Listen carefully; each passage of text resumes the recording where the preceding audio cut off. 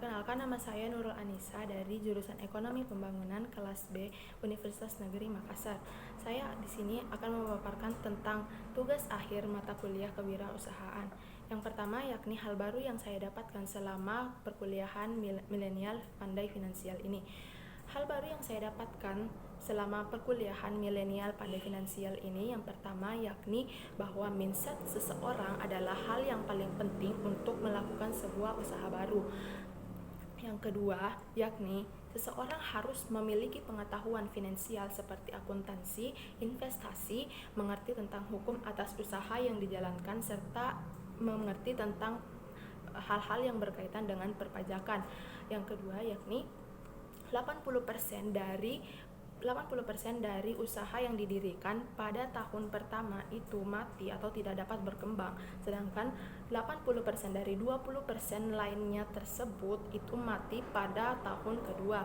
Yang berikutnya yakni kita harus melakukan investasi pendidikan karena pendidikan merupakan hal yang sangat penting untuk kesuksesan. Berikutnya yakni hasil diskusi dengan UMKM di sekitar. Perlu saya jelaskan bahwa saya tidak ikut dalam studi tour sebelumnya, oleh karena itu saya hanya dapat melakukan wawancara dengan UMKM di sekitar saya. Saya melakukan wawancara dengan seorang penjual pulsa yang memiliki laba per bulannya itu bisa mencapai 30-40 juta. Hal yang saya dapat dari wawancara ini adalah pertama bahwa untuk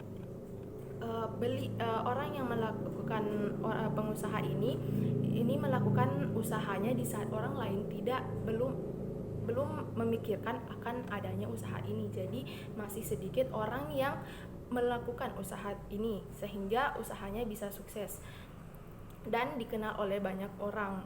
Yang kedua yakni faktor strategis juga sangat berperan penting untuk kesuksesan sebuah usaha.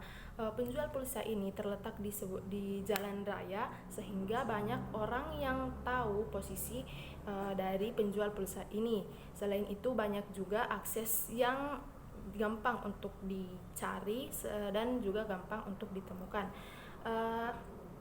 Yang ketiga yakni pengalaman, ceritakan tentang seorang tokoh.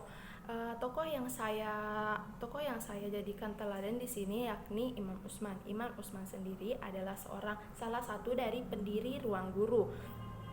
Ia berasal dari keluarga yang biasa-biasa saja sehingga ia beranggapan bahwa masih banyak anak-anak yang memiliki kekurangan untuk mengakses pendidikan yang layak, terutama bagi mereka yang mendiami 3T, wilayah 3T. Oleh karena itu, ia kemudian memiliki cita-cita untuk menyukseskan pendidikan ini, untuk memudahkan akses pendidikan ini. Ia kemudian bersekolah dan lulus sebagai mahasiswa berprestasi non-akademik Fakultas Ilmu Sosial dan Ilmu Politik Universitas Indonesia.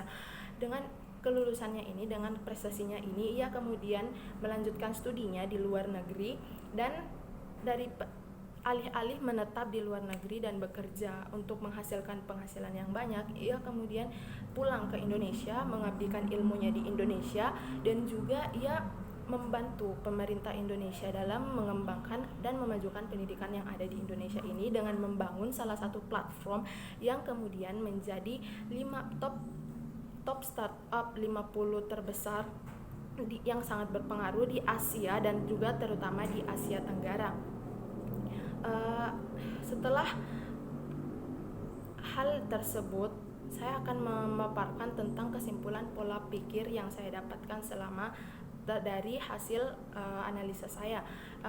Menurut saya bahwa untuk memulai sebuah usaha, kita harus memiliki sebuah dasar, kita harus memiliki pengetahuan yang kuat agar usaha kita ini dapat berkembang dan dapat berguna untuk masyarakat. Kita harus berpikir bahwa seorang pengusaha itu harus memiliki jiwa yang kuat dan pemberani sehingga nantinya mereka dapat